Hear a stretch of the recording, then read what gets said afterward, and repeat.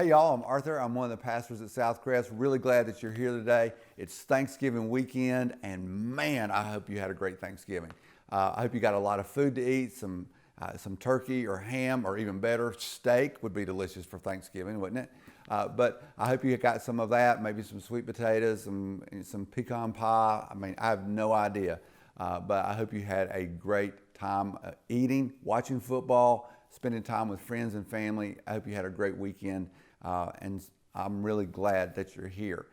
Next weekend, we're starting a new series, and that new series is Emmanuel, God with us. And so we're going to talk about how God is with us in the low times. We're going to talk about how God is with us in the midst of storms. We're going to talk about how God is with us when we're just lonely sometimes. And then on Christmas Eve, our Christmas Eve services this year, we're talking about that God is with us always. And so I hope that you'll invite someone to our Christmas services. I hope that, especially for our Christmas Eve services at each of our campuses, that you'll invite somebody to come with you to those Christmas Eve services, because we've been praying about them for months, and we're anticipating God doing great, great things at our Christmas Eve services this year. So today, though, we're in Philippians chapter 4. We're finishing up this series in Philippians that we've been doing for the last few weeks as we've walked through the book of Philippians. And today we're talking about contentment. So if you would, take just a second and write down what your definition of contentment is. And if you don't have something to write with, maybe just pull your phone out and just write it, just a 2, 3, 4 word definition of contentment. And we're going to talk about that in just a minute. Now, I think it's really important when we start talking about contentment is that we've got to realize the culture that we live in. I mean, we have really become an instant gratification kind of culture, and we want something and we want it now. We don't want to wait, and that sort of battles against contentment in our lives, and it's something that we're going to struggle with to ever really be content. Is this whole idea that, what's happening is I got to have something right now, just like right over my shoulder. When I was a little boy, we didn't have a microwave, and so I guess at some point somebody decided I really have to have a baked potato and I need it done in 5 minutes. I can't wait for it to cook in the oven, so I'm going to invent a microwave. And really, it's not a baked potato, it's a microwave potato, and it's gross. Or, there's a button over there that you push the button and it makes popcorn. When I was a little boy, you put these seeds in a pan with some oil and you kind of moved it back and forth on the stove, and that's how popcorn came out. And there's a button over there. If you can't even figure out how to do it, you just touch the button that says pizza reheat. When I was a little boy, nobody delivered pizza to your house, right? So there are all kinds of things, and now you get anything delivered to your house. I have a refrigerator over on the other side of the kitchen. It has buttons on the outside of it. I don't even know what they do. But you open the door and these blue lights come on and it tells you all kinds of different things and how the temperature of the water, and I'm like, do we really need that? But it's just kind of interesting. When I was a little boy, we didn't have video games. The video game that we had was a game called Pong, and basically it was this dot that moved across the screen, and you would move this horizontal line, and you would grab it and go back and forth, and it didn't have any sound. There was no such thing as surround sound. It was boop, boop, boop. All that happened, when it got exciting, it got faster. That was it. That was all that was there. Yeah, when I was a little boy, you know what we did? We played outside. I know, strange concept. I know, really, but that's what we did. We played outside. We went, and when we came in, when the street lights came on, and and guess what? We did. We played in the street. We played in people's yards. When it was time to come home, you know what my mother would do? She would go out the back door and she would call my name. And I could be 15 miles away and my mother somehow could call me and I could hear her. And that's what every other mother in the neighborhood did. And so now if a mom sticks her head out the door and is yelling for her child to come home, you're thinking something's really wrong, because we don't talk that way. We're very quiet in our neighborhoods, aren't we? Because we don't respect everybody else who's around us. But that's what we did. Cartoons. Look, we had cartoons on Saturday mornings and sometimes in the afternoon. Cartoon Network, we never had that. That would have been great. And sports had seasons. There was football season, basketball season, baseball season, hockey season. There was no year-round sports. The idea that people played travel hockey in the South is crazy to me. But I guess it's okay. When I was a little boy, I was the remote control at our house. My father would say, get up and change the channel. And we didn't have 987 channels to choose from. We had 4 channels. One was public television, and then we had 3 networks. That's what we had. And so, and we didn't have, there was no such thing as cable. We had an antenna on the roof of our house that brought that in. And you know, now I can do this, I can touch this, when I wanted to go to the movies, I had to go to the movies. Now I can stream movies to my house just by pressing this button on here. And you know, and Steve Jobs in the early 1980s, you know, he said he wanted to have a personal computer. I don't think he ever really got a personal computer invented, but what he did is he said, look, I'm gonna give everybody a phone. And actually, he didn't give phones away. I actually have to pay for it, and they cost like $7 million. But the idea is that I can do whatever I need to do on this phone. It's like a personal computer. I can sit here, I can set the temperature of the thermostat in my house by my phone. And so the world has changed, and we've got more stuff. It's the information age. We've got more stuff at our fingertips than we've ever had before. And so what happens is it's more of a struggle for us to be content maybe than at any other time in human history, especially in America, especially on the south side of Atlanta where we live. And you know, I said just a minute ago, what's contentment? And contentment is sometimes it's a feeling.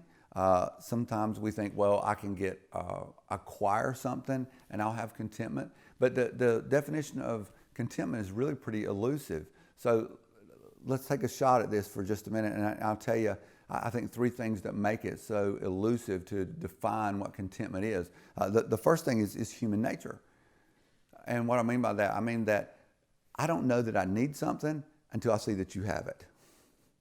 That's sort of the kicker right there, is that there's a lot of things that I never knew I needed until I saw that you had one. Like I have this thing in my house, Alexa. Hey Alexa, what are you doing? I'm here, ready to answer your questions. Okay, I think she's confused. But I didn't need that until somebody else had one. I said, oh, I need that. Or what about, the second thing about it is marketing. Because what people want to do is make us think we need something that we don't need. You know, we need a bigger TV. We need a better car. We need something that gets better gas mileage, something that looks better. We need another new shirt. That's their job, is they're trying to create something in us that makes us want something that we don't necessarily need. I think the other thing that makes it so elusive is just American culture. And here's what happens. I mean, very literally, just think about the gene pool of Americans as compared to most other places in the world. Who came to America first? It was adventurers. They came here. Explorers. They came here. Driven people. Right? You had people who came here because they wanted to advance the gospel. So missionary people came to America. And it was not just ordinary people. It was people saying, look, I'm not content with where I'm now living. I'm not content with the situation I'm in. I want to move somewhere else. I want a new start. And so even in America, just our founding fathers, the people who came here initially, think about Thanksgiving weekend, the people came over on the Mayflower, okay? You think back to all that. Those were all adventurer kind of people. They were driven people. And so as time has gone on and sort of the gene pool has expanded, that's why Americans are so driven, because those are who our ancestors are for the most part. And so let's look in chapter 4 of Philippians and see what Paul begins to say about being content. And here's the thing, remember, Paul's in jail. He's chained to a Roman soldier. Most likely he's thinking about, I'm on death row. I'm probably going to be executed at some point. And what has happened is that those original people in Philippi that we talked about the first week of this series, remember Lydia, the very wealthy dyer of purple, who was an entrepreneur, probably a very wealthy person. There was the G.I. Joe jailer who was there, and that Paul led he and his family to the Lord after Paul was arrested. And there's the slave girl who's there, and this slave girl is who he's led to the Lord. And so it's been about 10 years since all that has happened. And so they have heard evidently that Paul is in prison, so they send some money to Paul to help him out. And so part of this is he is thanking them for sending him some money. And so in Philippians chapter 4, verse 10, it says this, I rejoiced in the Lord greatly that now at length you have revived your concern for me. You were indeed concerned for me, but you had no opportunity. He says, not that I'm speaking of being in need, for I have learned in whatever situation I am to be content. So Paul is saying, I really appreciate you sending me these things and you sending some money to help take care of me, but God is going to take care of it. So thank you, but God is taking care of me anyway.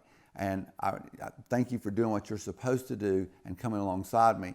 But ultimately, he's saying, I know that God is my provider. And he says, I know how to be brought low and I know how to abound. I mean, think about this for just a minute. Because remember, he was first in Philippi.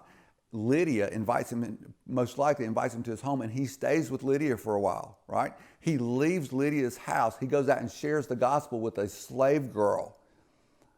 And so he shares the gospel with a slave girl, and he's arrested and thrown into prison. So in one day, he's gone from opulence and extravagance and the times that Paul was traveling and writing in a tremendously wealthy situation that he's sitting right there in the middle of. He goes from that to being in prison the very next day. So he's talking about, he's not just saying this, he actually knows what he's talking about. He says, I know how to be brought low and I know how to abound.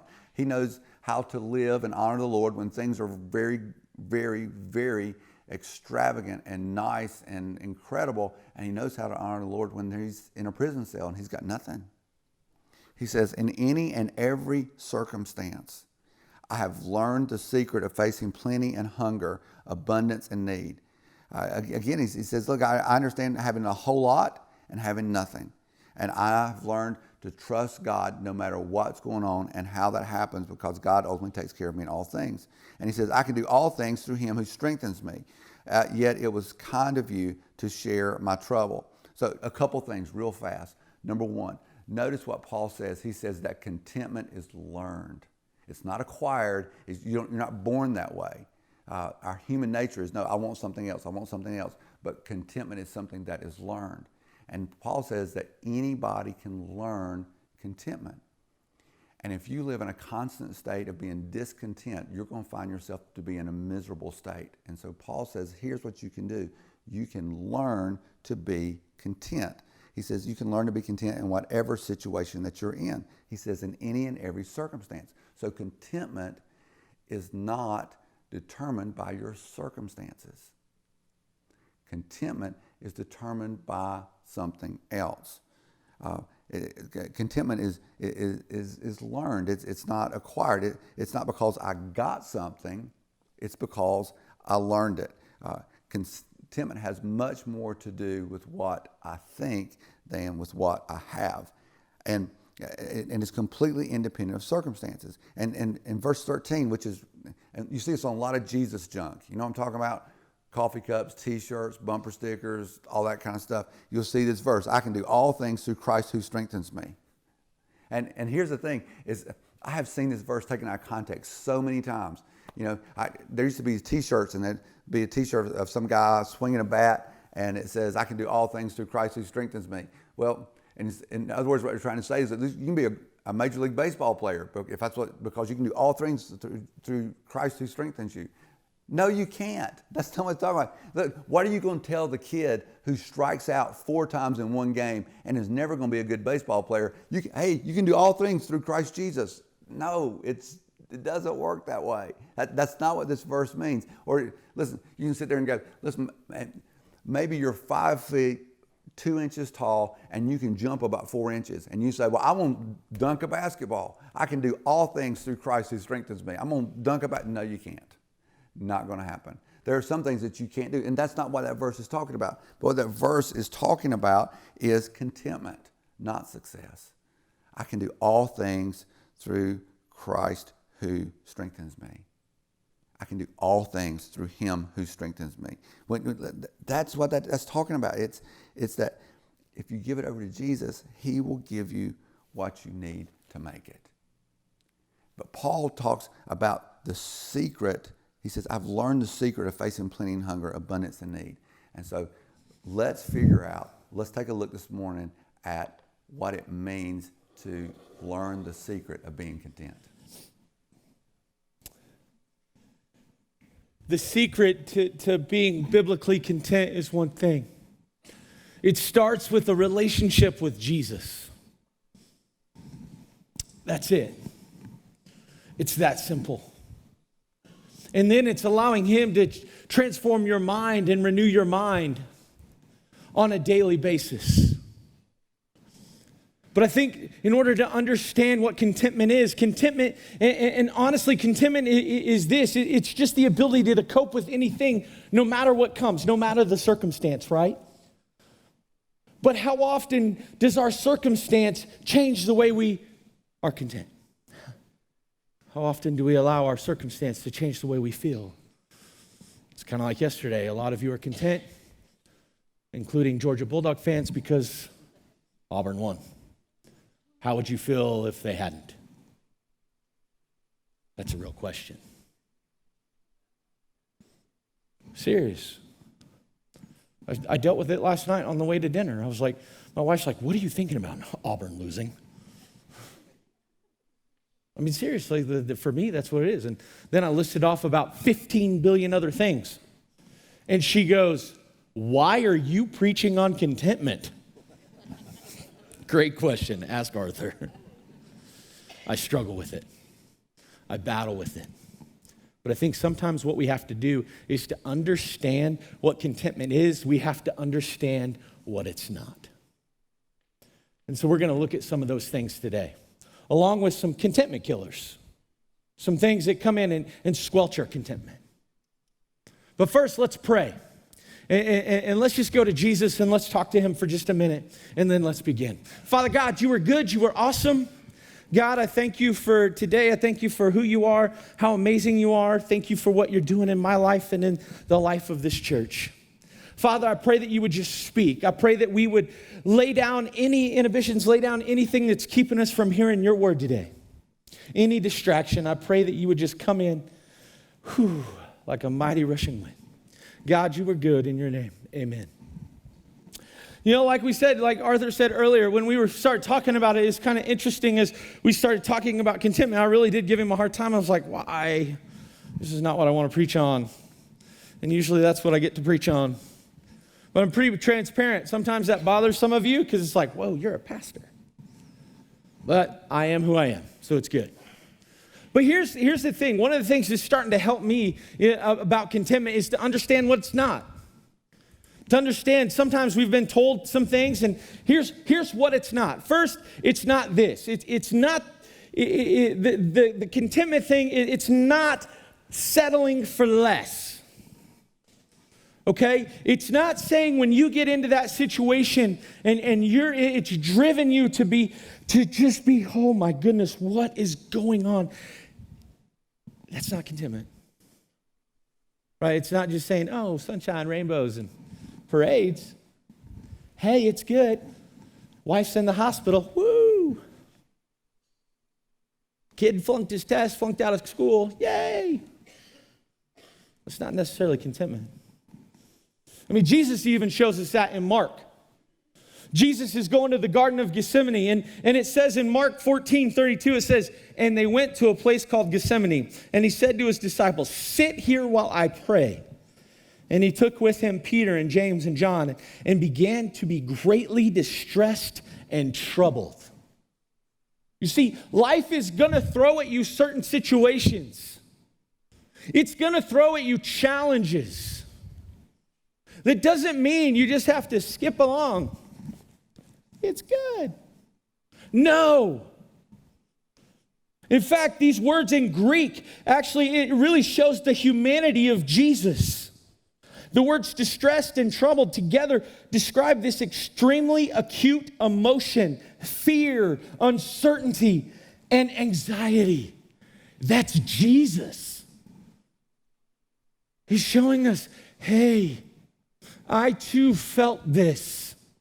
I felt the weight of the world. I felt pain.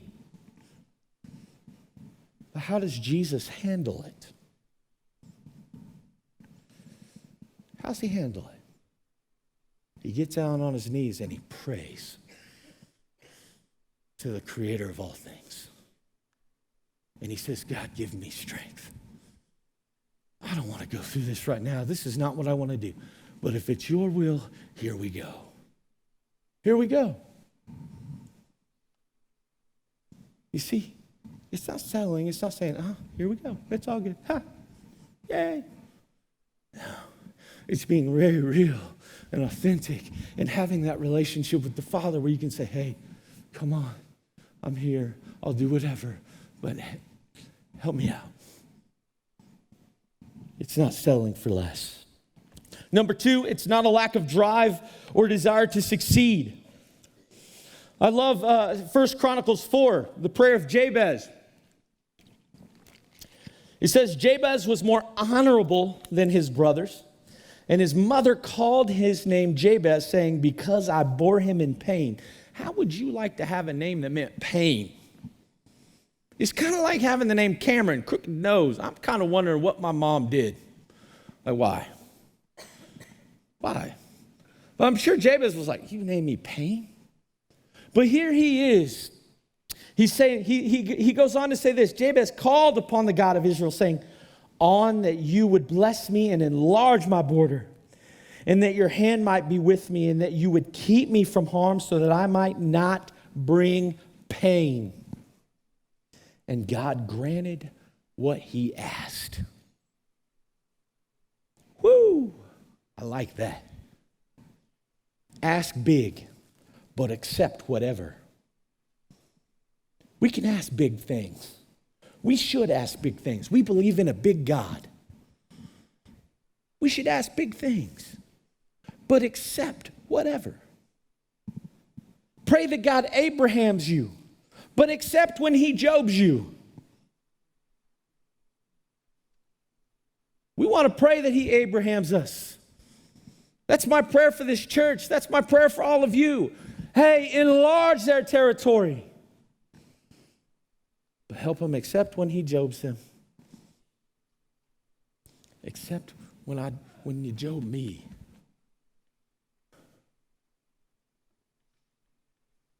When you Job me.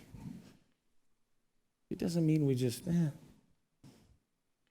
No. No. I mean, think about Paul. Paul prayed big prayers. I mean, he wanted to preach to Caesar. He told him, hey, I'm going to preach to Caesar. If I can get Caesar to become a Christian, whoo, I made it.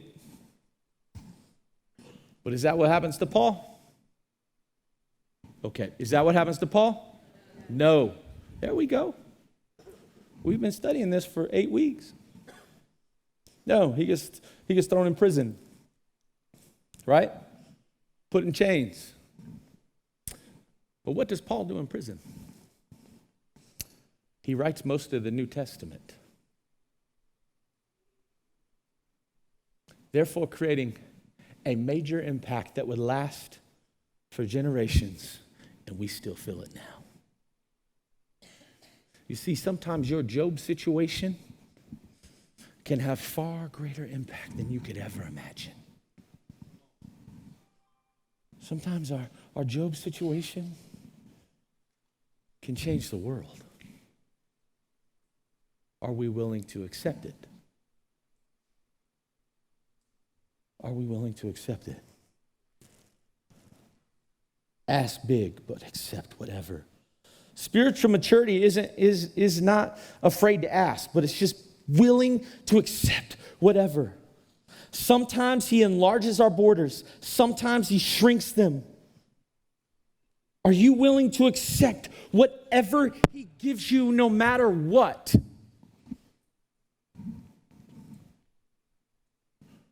Are you willing to accept it? I think about my mom in this situation. My mom's prayed for healing for herself for 20 years. 20 years. And it seems like every time we think, oh, hey, we made it in. Nope. She's battled MS and an autoimmune disease. She's had cancer and she's battled for 20 years. And I asked her, I talked to her recently. I said, Mom, what's the secret? She goes, I don't know. She goes, God has a plan. I still believe he's going to heal me, but I'm accepting the fact that this is just where I am. And I'm going to live for him. And if he changes one life, it's worth it. So how are you when you get jobbed? When you get thrown in the belly of a whale? How are you? Do you accept it? The third thing, contentment is it's not fatalism. 1 Corinthians 7:20 through 21 says this, each one should remain in the condition in which he was called. Were you a bondservant when called? Do not be concerned about it. But if you can gain your freedom, avail yourself the opportunity. You see, if you have the opportunity to make your life better, if God provides that for you, you go for it. Just don't put the cart before the horse.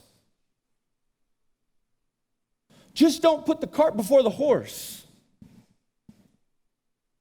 Right? It's not a matter of, I was just born this way. It is what it is. You know what I mean? I was just born to lose. No! That's not what this is saying at all. That's not what contentment is. We're supposed to go after it. I truly believe we're supposed to go and be everything God created us to be. Sometimes I do think we have to wait for doors to be open, but sometimes I think God calls us to break down doors. It's just accepting and having that relationship where we understand which one we're supposed to do. Accepting whatever he asks. Accepting whatever he has us. It's about blooming where you're planted. If God has you somewhere, he has you there for a reason. And in his timing, he will pull you out, he will pull you up, he will do whatever he wants to do. Are you good with where you are? Are you able to accept it? It's not about settling. It's about accepting. I think the fourth thing is it's not laziness. Proverbs 13:4 says, the soul of the sluggard craves and gets nothing, while the soul of the diligent is richly supplied. Contentment's not being lazy. It's just not. Contentment is about focusing on what you should do, not what you should have. The thing about my daughter on this one, she gets embarrassed if she's not in this room. But my daughter loves to cheer. I'll tell you what, cheer is an expensive sport now. Whoo, I said sport. All right. It's a sport.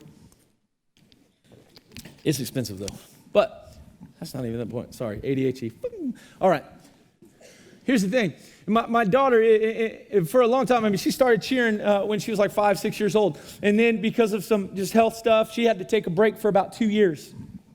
If you know anything about cheer, like once you start the tumble thing and once you start the thing, you just kind of got to keep it going or you lose it.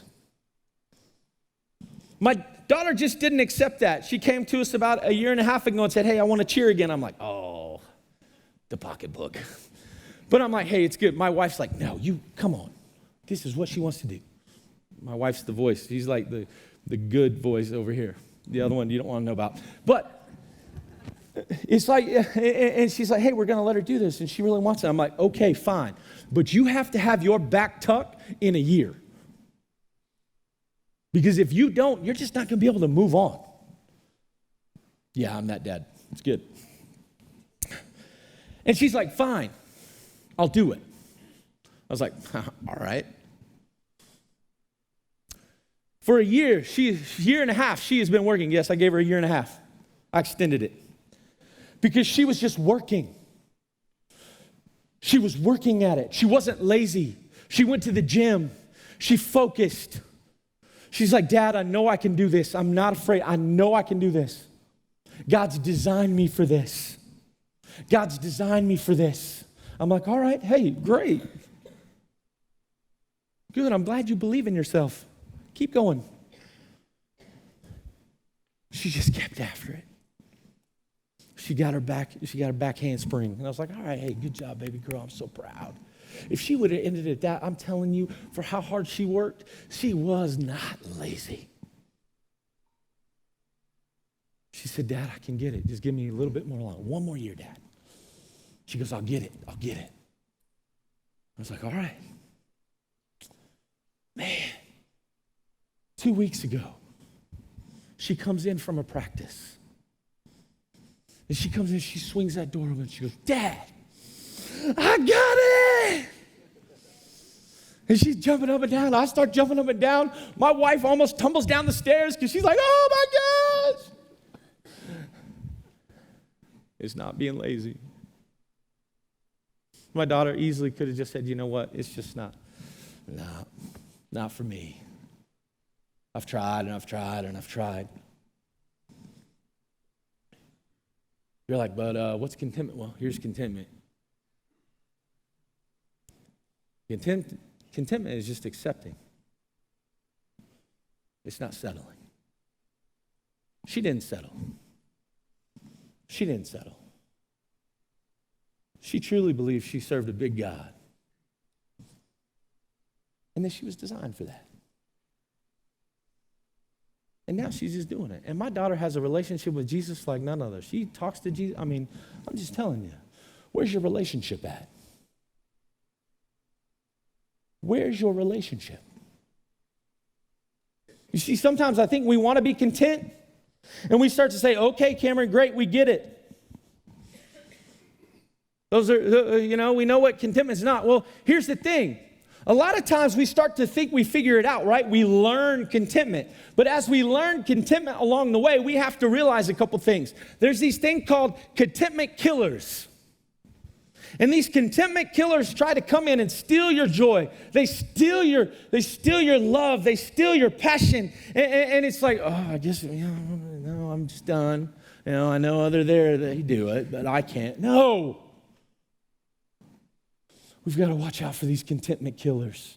Here's what they are. Number one is this, that myth of greener grass. Whew.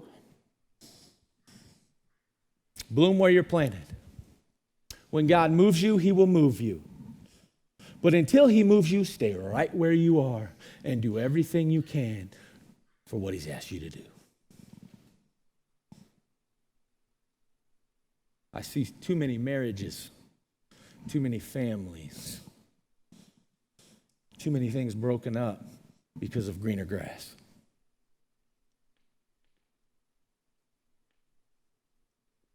I've seen too many people leave jobs too early because of greener grass. I see too many people quit because it's hard. Greener grass. You want to know the secret? Often breakthrough is on the other side of pain. Breakthrough is on the other side of hard.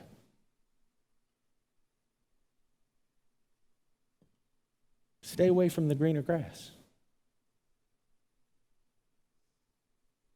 If you'll accept right where God has you and say, okay, God, until you move me, I'm not moving from this spot. I'm going to bloom where I'm planted. I'm going to do what you ask.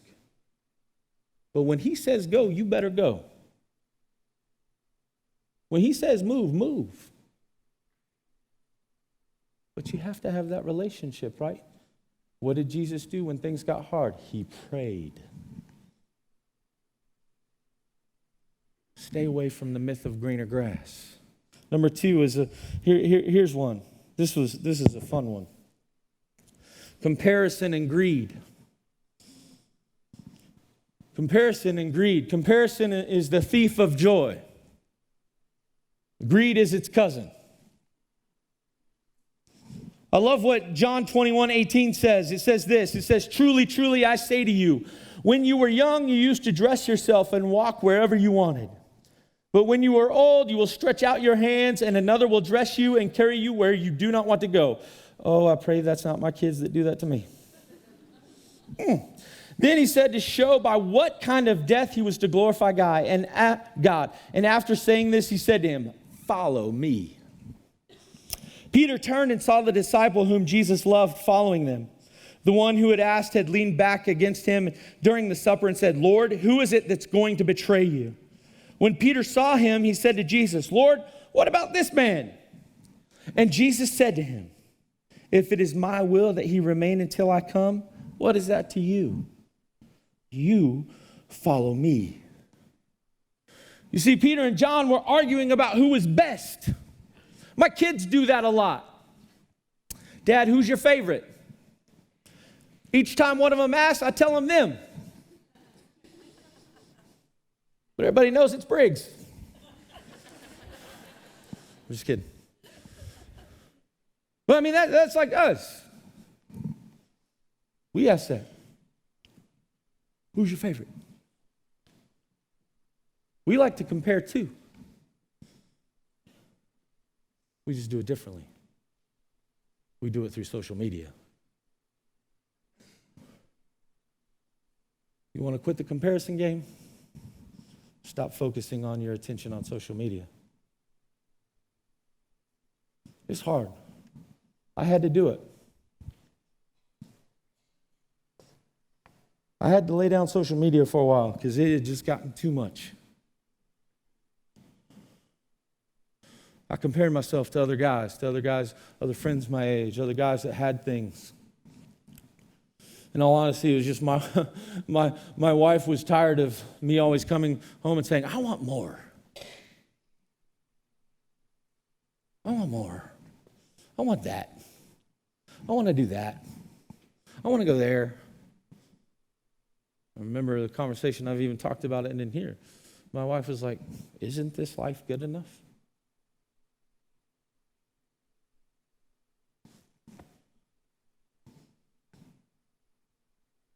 I mean, comparison is this whole never good enough scenario. It's that whole idea that we never measure up.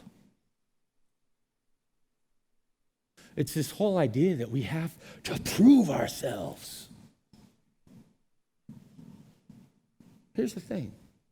You have nothing to prove and only one to please. Nothing to prove and only one to please. It's amazing what this comparison thing just does to people. It ruins them. It eats them from the inside out. I've seen more executives and leaders in the last couple of months be destroyed by comparison. Because they're like, "Oh, I can do that. That guy does it. Why don't we do it?" More companies are ruined because of comparison. More churches are ruined because of comparison. And more Christ followers walk away because of comparison. Here's the thing. Let him write your story. Let him write your story. Your story is not someone else's story. Let God worry about their story. You focus on your story and how God's writing yours. So how's God writing your story? You know, where comparison is never good enough, greed is never enough. Greed will get you quick. It's that little monster. Before you know it, You can't keep up with the Joneses because you have nothing left to do. Before you know it, you don't have anything left. It's all gone. What's enough? Here's the thing, the more you get, the more you have to do.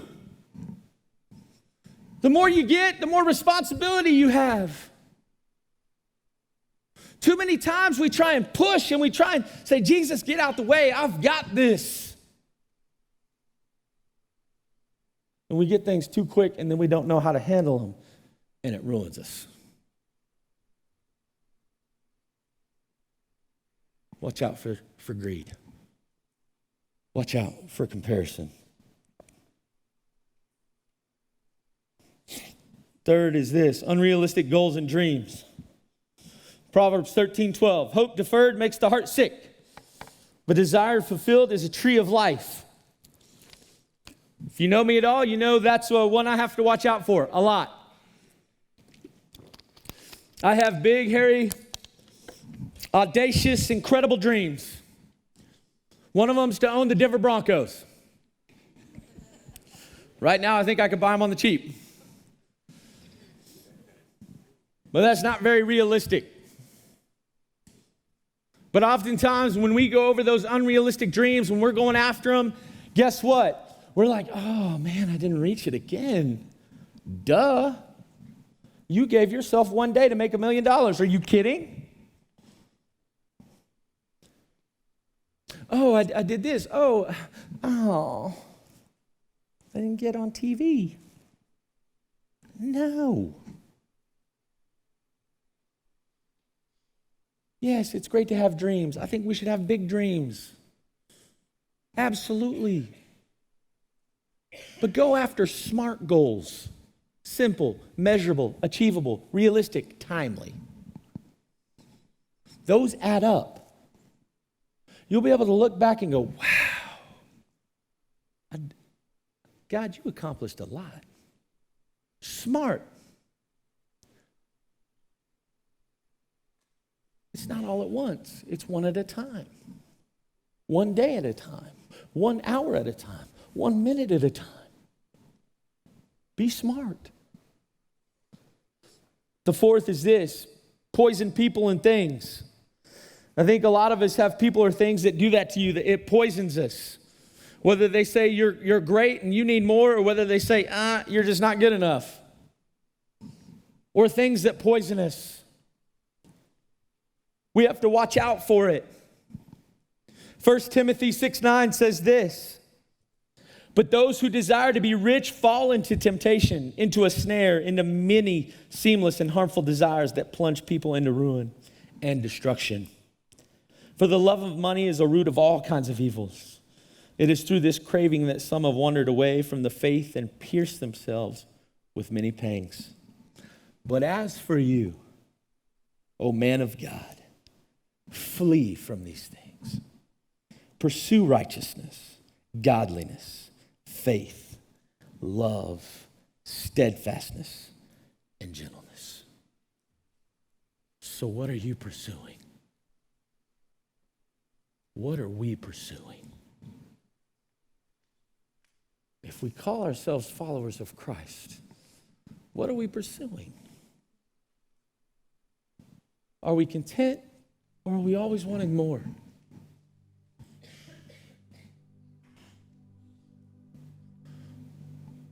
Or are we always wanting enough? It's never enough. You see, I think Jesus can change the world with content people. I think when we learn contentment, when we give Jesus the steering wheel of our lives and give him complete and total control and say, you drive. We don't put our hands on the wheel. We say, nope, you drive. You steer me in the direction I need to go. You do what you need to have done with me. I love this microphone.